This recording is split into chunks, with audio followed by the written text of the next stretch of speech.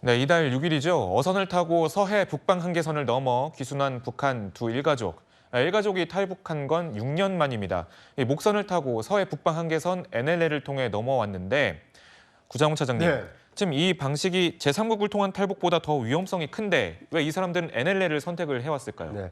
그러니까 가장 빨리 남한으로 내려올 수 있는 루트긴 합니다. 그런데 네. 이제 문제는 NLL이라는 것은 한국 우리 그 경비정도 늘 감시를 하고 있습니다만 북한에서도 굉장히 예의주시를 하고 있기 때문에 만약 발각이 됐다라면 이 생명에도 위험을 느낄 수밖에 없는 굉장히 위험천만한 곳입니다. 그렇기 때문에 가장 뭐 단거리라고 해서 안전하지 않기 때문에 일반적으로는 이 탈북 루트로 삼지 않는데 이번의 경우에는 이 목선을 타고 조류에 의지해서 이 NLL을 넘어서 신속하게 남한으로 그 월북을 했다, 뭐 이렇게 탈북을 했다 이렇게 볼 수 있을 것 같습니다. 김관옥 소장님, 네. 이렇게 하려고 하면 치밀한 준비가 좀 필요했을 것 같은데요. 좀 어떻게 보시는지요? 그러니까 이분들이 이제 가족이라 그러더라고요. 그러니까 부부가 3살짜리, 4살짜리를 이렇게 두고 있고 시댁과 이제 처가가 같이 해가지고 9명이 이렇게 탈북을 한 건데 사실상 생활고가 굉장히 있었다는 얘기들이 나와요. 그러니까 더 이상 버티기가 좀 생활하기가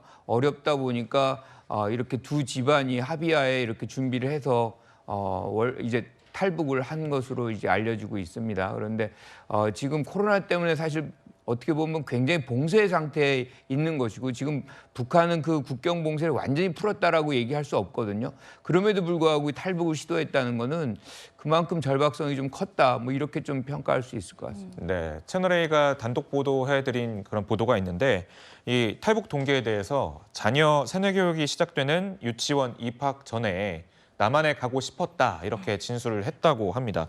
구정 차장님, 네. 근데 시청자분들은 궁금한 게 북한에서는 유치원 때부터 세뇌 교육을 시키는가? 그럼 그거 되게 궁금하시더라고요. 네. 좀 어떻게 보시는지요? 저것을 그 간접적으로 좀 볼 수 있는 다큐멘터리가 하나 있습니다. 그러니까 태양 아래라는 다큐멘터리인데요. 태양 아래요. 네, 그 러시아 감독이 그러니까 러시아는 어떻게 보면 이제 북한과 가까운 나라이기 때문에 상당히 촬영이나 아니면 북한 주민을 그 상대적으로 쉽게 좀 접촉을 한 것 같습니다.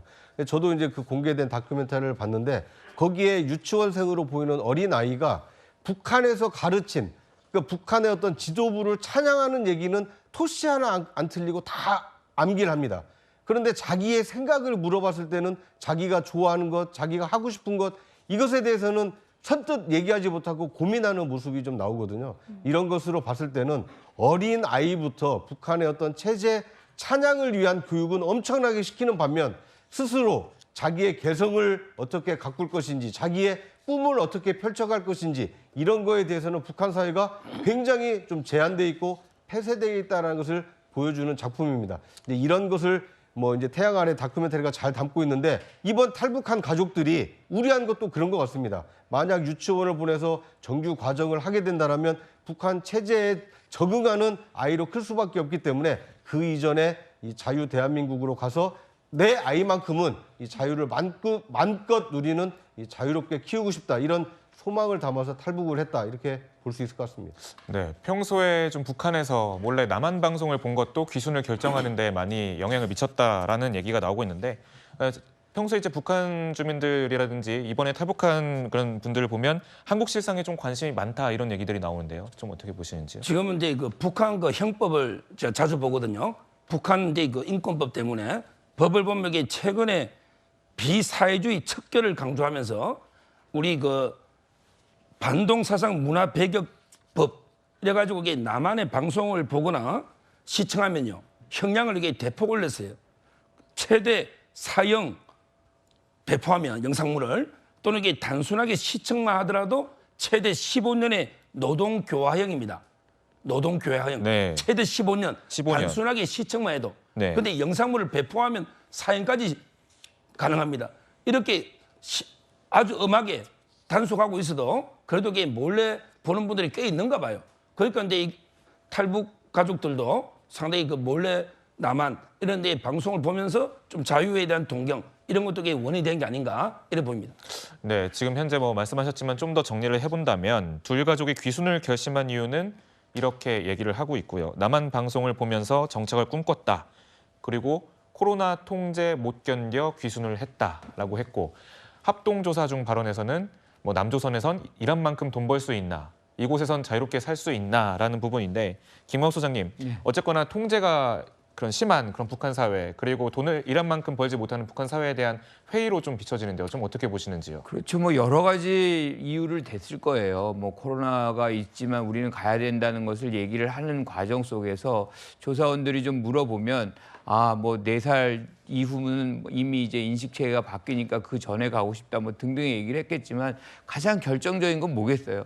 생활하기 어렵다는 거죠. 네. 그러니까 삶을 이어가는 부분에서 굉장히 고통스러운 부분들이 이렇게 목숨을 내거는 어떤 모험을 하게끔 하는 이런 장면이다. 그러니까 아까 말씀하셨지만 뭐 남한 방송을 시청하는 것만으로도 뭐 엄청난 이 응징을 받는데도 불구하고 많은 사람들이 본다는 거예요.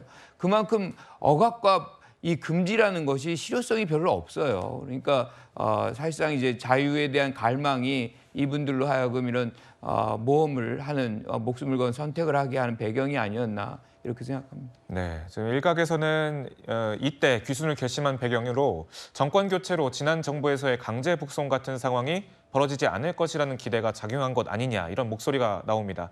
지난 정부 때 탈북한 어민들이 강제 북송됐던 영상 보고 오시죠.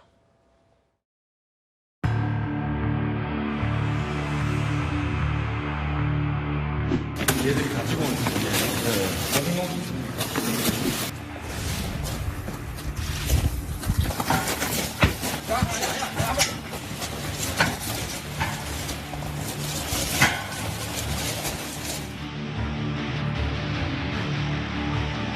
범죄자라 하더라도 이게 북한에서 있다 우리 남쪽으로 기순을 해서 남쪽에 머물겠다 하는 사람을 굳이 범죄자라는 이유만으로 북한 쪽으로 보내는 것은 문제가 있다 이렇게 생각을 합니다.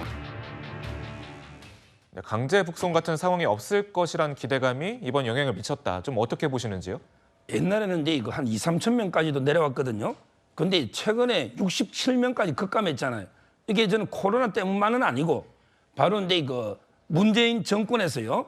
강제 북송식 이런 게 다 소문이 나니까 그런 게 두려움도 저는 역할을 했다.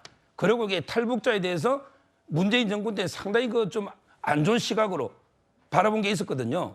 그런데 이번에 윤석열 정권에서는 저는 수용하는 이런 게 원칙이고요. 제가 한 말씀만 딱 드리고 싶은 거는 옛날에 김정일 위원장이요. 이런 말을 했어요. 남한의 60만 대군은 전혀 겁나지 않는다. 오히려 이제 탈북자 3만여 명 이분들이 우리 체제 유지에 가장 위협적인 존재다. 막아야 된다. 이런 말을 했습니다. 저는 이제 북한의 체제, 3대 세습 독재 체제를 무너뜨리려면 탈북자가 가장 좋은 무기가 되는 거예요.